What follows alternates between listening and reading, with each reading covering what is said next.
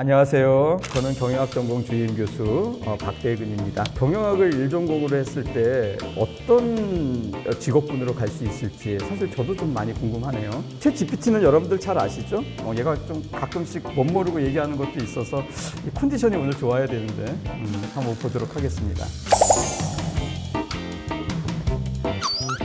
자, 경영학하고 세포 유전자 재생의학하고 합쳤을 때 바이오헬스 경영 컨설턴트라고 나오네요.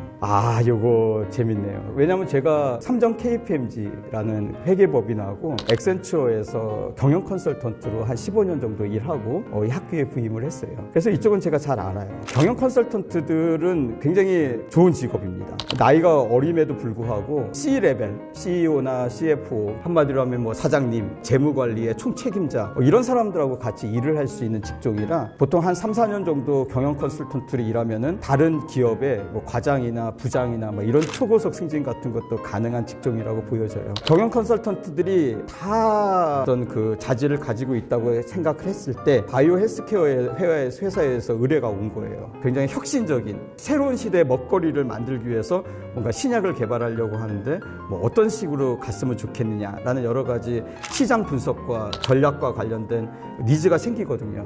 근데 그걸 자체적으로 하면 좋은데 등을 자기가 못 꺾는다고 꼭 다른 사람들이 와서 해줘야 되는 그런 부분이 있어요. 그게 바로 경영 컨설턴트거든요. 근데 바이오 헬스케어 산업을 굉장히 잘 아는 경영 컨설턴트라면은 이 두 개의 키워드를 가지고 있다라고 하는 것은 상당히 중요하다고 볼 수 있어요. 자, 그다음에 두 번째가 재생의학에 대한 스타트업 창업가인데 기본적으로 재생의학 스타트업이면은 재생의학을 잘 알아야 돼요. 근데 꼭 내가 재생의학을 완전히 잘 알 필요는 없어요. 기본적으로 경영은 협업이라는 걸 강조하기 때문에 자기가 모든 만능꾼이 될 필요는 없지만 적어도 재생의학을 전공해서 그걸로 상품을 만들어낼 수 있는 친구들하고 커뮤니케이션은 돼야 되는 거죠. 그러니까 이건 혼자 할 수 있는 일은 아닌데 내가 재생의학을 잘 아는 스타트업 창업가가 된다 그런다면은 아마 재생의학 기술자들하고 잘 아는 사람들하고 같이 코업을 해서 일으킬 수가 있겠죠. 그 다음에 의료산업 프로젝트 매니저, 바이오헬스 경영 컨설턴트하고 좀 비슷할 수가 있는데 중요한 건 이 프로젝트 매니저라고 하는 거는 기업을 보통 프로젝트 포트폴리오라고 해요.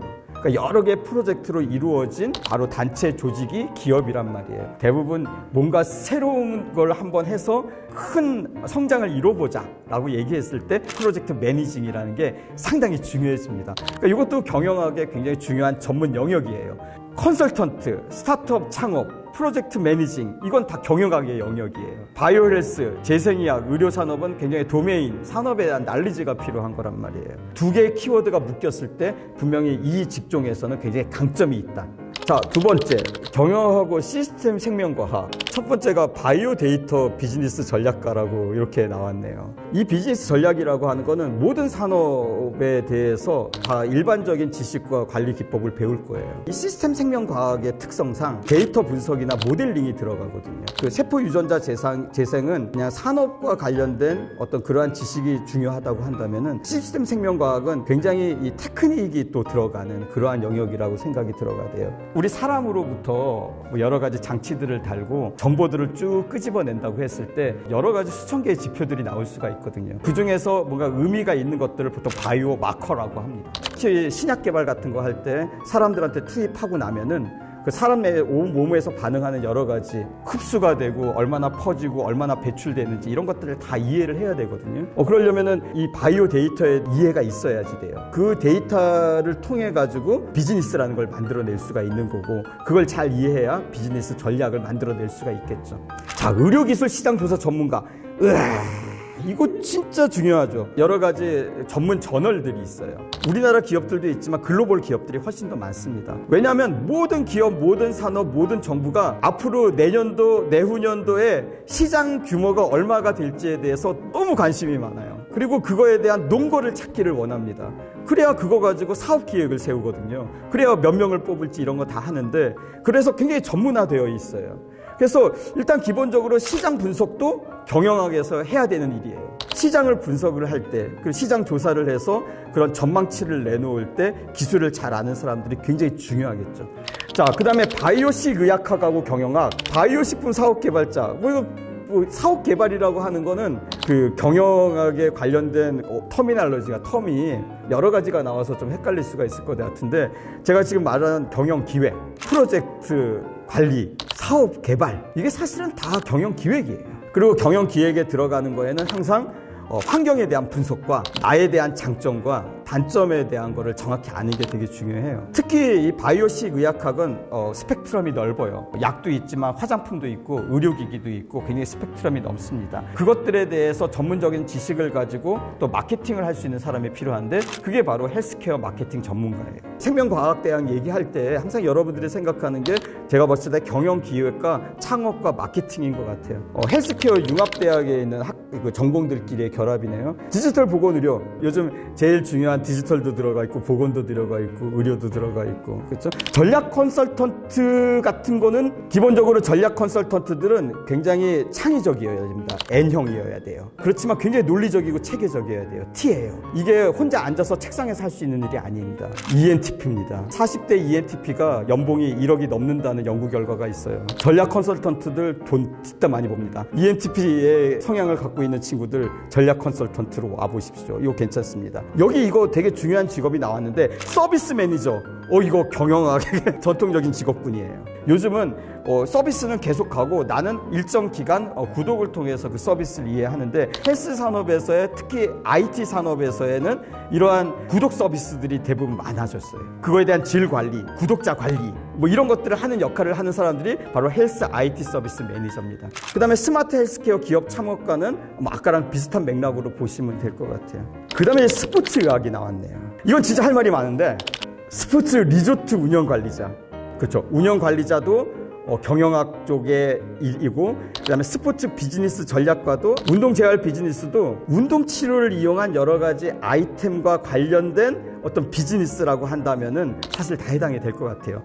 여기 보면 스포츠 리조트 운영 관리자, 오퍼레이션 매니저, 이거 경영학 영역입니다. 사실 병원도 중요하고 스포츠 리조트도 그렇고 누군가는 운영 관리자가 돼야 됩니다. 그리고 운영 관리자의 소양이라는 거 하는 게 있어요. 지식과 기술이죠. 근데 스포츠 리조트를 관리하기 위해서는 이 스포츠 의학이라는 것을 여러분들이 잘 이해하면은 아마 스포츠 리조트에서 발생하는 여러 가지 서비스들에 대한 기획을 굉장히 질 높게 할 수 있을 거라는 생각이 들어요. 당연히 스포츠 비즈니스 전략과도 마찬가지죠. 그러니까 운동치료 전문가라기보다는 지금 경영학을 일전공으로 보는 거니까 운동치료에 대해서 어느 정도 이해를 했을 때 스포츠 비즈니스라는 걸 이해할 수 있을 거라는 생각이 들어요. 세 번째가 운동재활 비즈니스 창업가라고 나오는데, 운동재활 비즈니스에 만약에 관심을 가진다 그러면은 당연히 스포츠 의학을 어느 정도는 이해해야 되겠죠. 이 운동재활 비즈니스 창업가는요, 비즈니스 창업과 관련된 기술과 지식을 아는 것이 상당히 중요하다고 생각됩니다. 그리고 운동재활은 실제 혼자 하는 게 없어요. 다시 한번 얘기하지만 경영학은 혼자 하는 게 없습니다. 기본적으로 기업은 성장을 위해서 태어납니다. 그래서 이 비즈니스 창업이라는 걸 항상 여러분들이 염두에 둘 때는 어떤 사람들을 조직해서 회사를 만들까라는 고민을 해야 돼요. 그런데 내가 도메인이 운동재활이야. 그러면 당연히 운동재활 전문가들하고 이야기를 해야 될 거 아니에요. 그런 걸 하려면은 운동재활을 여러분들이 공부를 해야 되겠죠. 운동재활 전문가가 되라는 건 아닙니다. 비즈니스 창업 전문가가 되는데 운동재활을 어느 정도 이해를 하고 그리고 비즈니스 창업을 하라는 것이 중요한 겁니다. 경영학과 미디어 커뮤니케이션. 이거는 두 가지로 중요합니다. 기본적으로 미디어 커뮤니케이션이라는 산업 자체도 존재하지만 미디어 커뮤니케이션이 가지고 있는 기술이라는 게 굉장히 중요해요. 특별히 경영학에서의 마케팅이라고 하는 거는 기본적으로 뭔가 콘텐츠를 개발을 해야 되는데, 그 콘텐츠 개발은 기본적으로 미디어. 근데 미디어 커뮤니케이션에서는 PR과 CR, 그러니까 대중과 릴레이션을 맺는 방법, 컨슈머하고 릴레이션을 맺는 방법, 투자자들하고 릴레이션을 맺는 방법, 여러 가지 IR, CR, PR도 배우지만 그거를 구현하기 위한 여러 가지 제작 방법론들을 배울 수가 있어요. 이게 경영학의 마케팅 전공자인데 이런 기술을 가지고 있다. 그러면 이게 상당히 대접을 많이 받을 수 있습니다. 콘텐츠 제작, 커뮤니케이션 전문가, 스타트업 CEO 같은 것들을 꿈꾸는데 약간 미디어 커뮤니케이션 산업이야. 혹은 미디어 커뮤니케이션 산업은 아니더라도 거기서 가르치는 여러 가지 기술들에 대해서 내가 어느 정도 가지고 있어. 이러면은 마케팅 직종에서 누군가가 뽑는다고 했을 때 상당히 유리할 수가 있는 거죠. 투자 분야에서도요. 막 주주들이 항상 원하는 게 뭐죠? 주식이 휴지 쪼가리가 될지언정 이게 100만 원짜리, 200만 원짜리가 되기를 기대하는 게 바로 주주입니다. 그래서 주주들의 돈을 끌어갖고 왔을 때는 상당한 책임이 따라요. 그러면 주주들을 달래고 얼르고 계속 주식을 가지고 있을 수 있도록 계속 유도를 해줘야 됩니다. 바로 인베스터즈 릴레이션, IR 전문가예요. 근데 IR 전문가가 되기 위해서는 경영학에서 금융과 투자를 배워야 됩니다. 근데 거기에 미디어 커뮤니케이션에 얘기하는 소통 기술과 컨텐츠 제작 기술을 거기에다 겸비한다 그러면은 아주 훌륭한 IR 전문가가 될 수가 있는 거죠. 그 직종도 굉장히 유명하다고 봅니다. 자, 그 다음에 경영학과 심리학. 여러분들 경영학에서 인사조직, 조직행동 쪽이 있어요. 거기는 제일 중요한 게 뭐냐면은 좋은 직원 계속 킵하고 나쁜 직원 버리자는 아니고 잘 교육해서 좋은 지원으로 만들자가 모토입니다. 자, 근데 중요한 거는요. 아주 우수한 직원일수록 이 번아웃이라는 것을 항상 당하게 됩니다. 근데 그거를 굉장히 조직적이고 체계적으로 관리해 줄 수 있는 게 뭐냐? 바로 저는 심리학이라고 생각이 들어가요. 심리학을 어느 정도 아는 인사조직 전문가, 조직행동 전문가라고 그런다면은 아마 그러한 직원들을 좀 더 체계적이고 아주 일관되게 관리를 해줄 수가 있을 거예요. 그래서 인사조직행동이라는 굵은 그런 어떤 지식을 가지고 그쪽 전공자가 되기도 하지만 그 심리학이라는 걸 전공을 하면서 섬세하게 마이크로하게 관리할 수 있는 그러한 전공까지 가지고 있다고 그런다면은 조직 심리 컨설턴트, 헬스케어 심리 프로그램 매니저, 심리학 기반의 경영 코치 이러한 직업군들이 생겨나는 겁니다. 참고로 제가 이제 금융투자 전문가 쪽이다 보니까 사실 심리학은 투자 심리에도 굉장히 중요합니다. 저는 그래서 심리학 학과 학생들을 맨날 볼 때마다 꼬셔요. 야, 너 투자 심리 공부해보지 않을래? 그냥 개인 심리도 중요하지만 너희들은 사회 심리를 한번 공부해보면 어떻겠냐? 사회를 대상으로, 투자자들을 대상으로 도대체 걔네의 심리는 뭘까 고민하고 돈을 벌 수 있으면 돈을 벌든가 아니면 IR 전문가로 가서 주식에 대한 가치나 채권의 가치가 떨어지지 않도록 관리를 하는 일이라든가 그것도 심리학 전공자가 갈 수 있는 길이라고 생각이 듭니다. 자, 그 다음에 AI 의료 데이터 경영학. 이거는 저희가 애초에 데이터 경영으로 출발했어요. 애초부터 이 융합은 아주 디폴트였습니다. 왜냐하면 우리 데이터 이 사이언스가 뭔가 체계적으로 잡히고 AI가 나오기 전에는 역시 경영학은 감에 의한 것들이 많았어요. 그렇지만 데이터에 나온 어떤 숫자들 그리고 모델에 대한 것을 기반으로 경영을 해야 된다라는 거는 이제 사람들이 다 중요하다는 걸 알아요. 근데 이게 아직도 체화가 되어 있지를 않아요. 그래서 요즘 기업들이 맨날 하는 게 협의체를 만들자 막 이런 얘기들 합니다. 경영학과 하려면은 기본적으로 수요 예측해야 되죠. 그 다음에 아까 여러 가지 위험에 대한 위험 관리를 해야 되죠. 우리로서는 굉장히 중요한 게 데이터 베이스드 매니지먼트라는 걸 이제 기업들이 하기 시작했다라는 거거든요. 병원도 마찬가지고 제약회사도 마찬가지예요. 비즈니스 컨설턴트가 되던 창업가가 됐던 데이터 매니저가 됐던 기본적으로 이 AI 의료 데이터를 잘 이해하지 않고서는 훌륭한 컨설턴트로서의 역할을 할 수가 없게 됩니다.